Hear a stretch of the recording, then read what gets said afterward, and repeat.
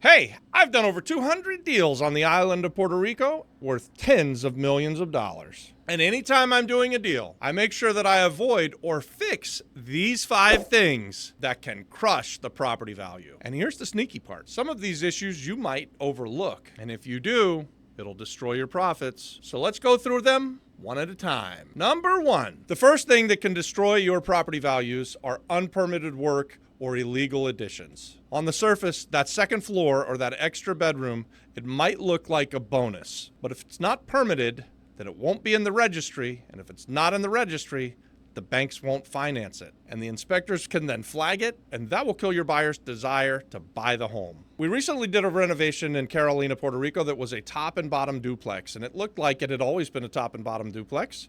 We renovated it, but it only had 1 meter. And the reason why it only had 1 meter is that the second floor was never actually permitted. So when the bank went to appraise it, they completely gave us no credit for the top floor. It didn't show up in the property registry, and the bank used that to lowball the appraisal. So even though the buyer got the benefit of buying a 2-family house, the bank took advantage of the fact that it didn't show up on the property register, and they lowballed the appraisal. We originally had the house sold after renovations for $285,000, and we were going to do really, really well. Well, they appraised the house for $235,000. Luckily, we had a clause in our contract that allowed us to renegotiate, and the buyer was willing to come up to about $255,000. So we still did okay, but that loss of $30,000, that was direct profit, and it would have actually doubled our profit. So what's the fix? If we had known about it before we went to market and sold it, and then had the appraiser come out there and say that he was going to appraise it as a single family house, we could have permitted it. We could have legalized it, they call it. And then we would have gotten credit for it. Our appraisal would have been higher. We would have realized our entire profit.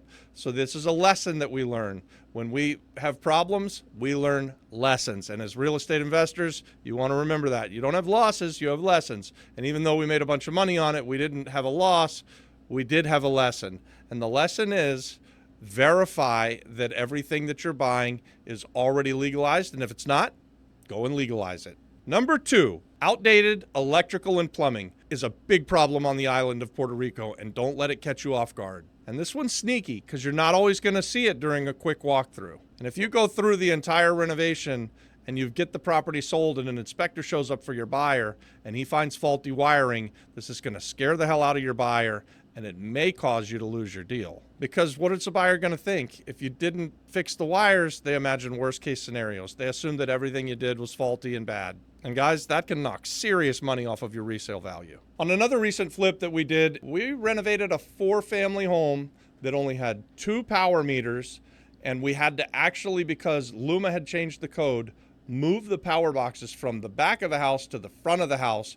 And when we did that, it cost us tens of thousands of dollars. I think it cost us like $25,000 to make the move. The lesson that we learned here was we only had the 2 meters for a 4-family home.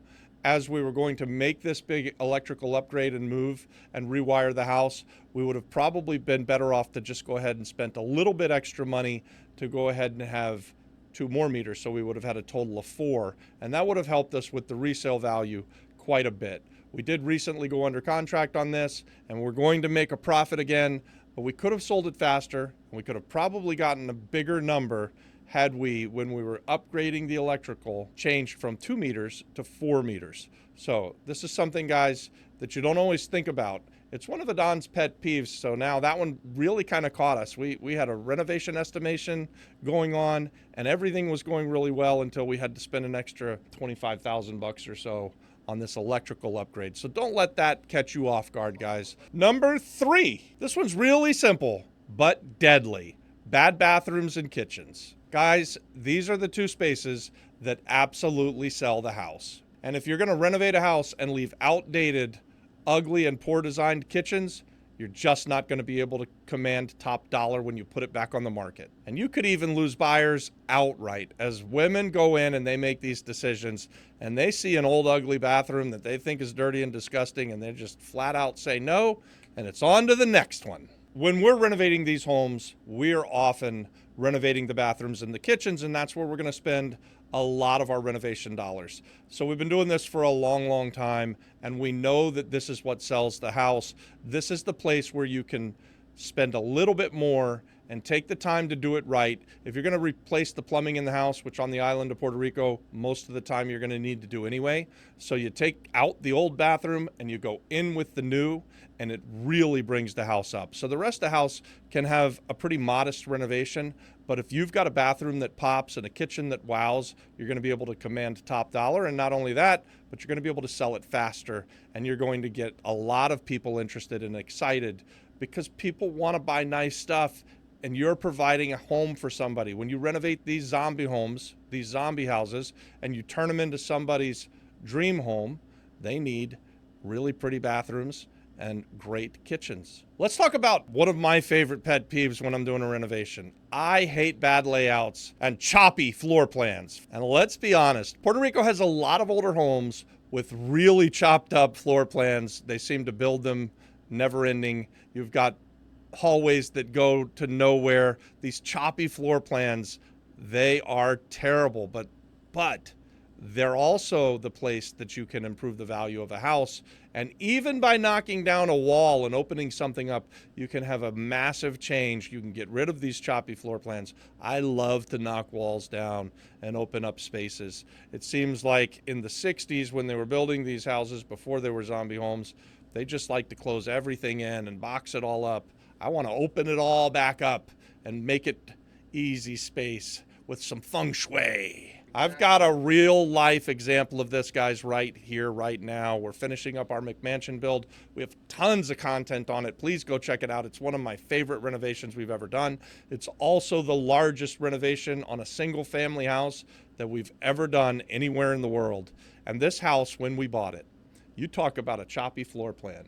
My goodness. We had walls everywhere. There were actually 4 units that didn't need to be 4 units. We originally thought that we would renovate it back to a 4-family house, but we realized that by knocking out a few walls, we could turn this thing from a pretty okay 4-family house in a really good neighborhood to a fantastic house that I will flat out love living in if I can't sell it. So I'm already mentally prepared to have a buyer tell me that my price is too high, because guess what, guys? I'll go live there. I ain't afraid. It'll be the nicest house I've ever lived in because we moved some walls. We got rid of the choppy floor plan. Now we've got a beautiful 5-bedroom, 6-bathroom house with lots of open space and an enormously beautiful kitchen, and every bathroom is to die for. Number 5, no parking or curb appeal. On the island of Puerto Rico, it seems like that back in the 50s, 60s, 70s, and 80s when they were building all of these houses, they didn't think that people were ever going to have cars. So they don't believe in providing parking. So it's a problem island-wide.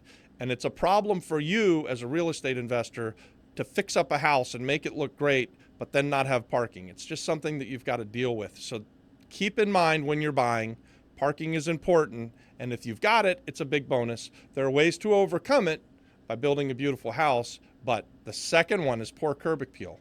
My goodness, I don't know who designed houses, but they seem to be in love with the ghetto chic kind of design where they put bars on absolutely everything. It must have been a tough time back in the day. Or the guy who was selling the bars that went on every house, that dude was one hell of a salesman because he got those bars on every damn house on the island. And people will actually say it must be an unsafe area because we've got these bars on all the houses. It's not an unsafe area. It can be a really great neighborhood. They just had a really good salesman who put the bars on the windows. And so when we're renovating houses, we take them out. We take them down and get rid of them because you instantly upgrade the curb appeal. And it's a massive value add when you just get rid of those bars, get rid of those nasty, makes it look dangerous anyways. And guys, this is one of the fastest ways and best ways to boost value. And if you ignore it and you leave the ugly duckling as the ugly duckling, you just can't get top dollar for your house and you're not going to make any money. We had a house that we bought when we first came to the island, and we actually called it the Ugly House. It was in Tualta, I believe. We bought it with Cookie Acosta. He was a good friend. And it had these triangles everywhere. Plus it had bars on all the windows. So we took down all the ugly triangles. I mean, and it really was ugly. And then we just shaped out the walls. It had these strange curves. We straightened everything out. We put new stucco on it, and we changed the house completely. By the time we were done with it, it looked like a brand new house had been built there. We've done this again and again, actually. This is one of our favorite things to do because it doesn't cost a ton of money, but it has a massive effect. You can see it instantly, and even the neighbors will come out and they'll be like, wow, we've been living here for 25 years. That house has been one of the biggest ugly eyesores on the block my entire life. I can't believe how you just changed the neighborhood, and they're thanking you for it because you took the ugly duckling on the house and you turned it into the beautiful house. They're also, by the way, going to now get a new neighbor who's going to call the place home. So those are 5 sneaky things that can destroy the property values in Puerto Rico. And we've seen investors lose tons of money by ignoring them, but we've also seen people make tons of money by fixing these 5 problems. So look, guys, if you want to be a real estate investor and you found this helpful, on this channel, we tell you what we do and how we do it, and we talk about why. We're real estate investors. We've been doing it for a long time. You can learn from our mistakes, and you can learn from our successes. Give this video a like, share it with all of your friends, and subscribe to the channel. And hey, if you want to be a real estate investor and join our community where you can network with other like-minded real estate investors, comment yes, and I'll send you the link. You can join for free.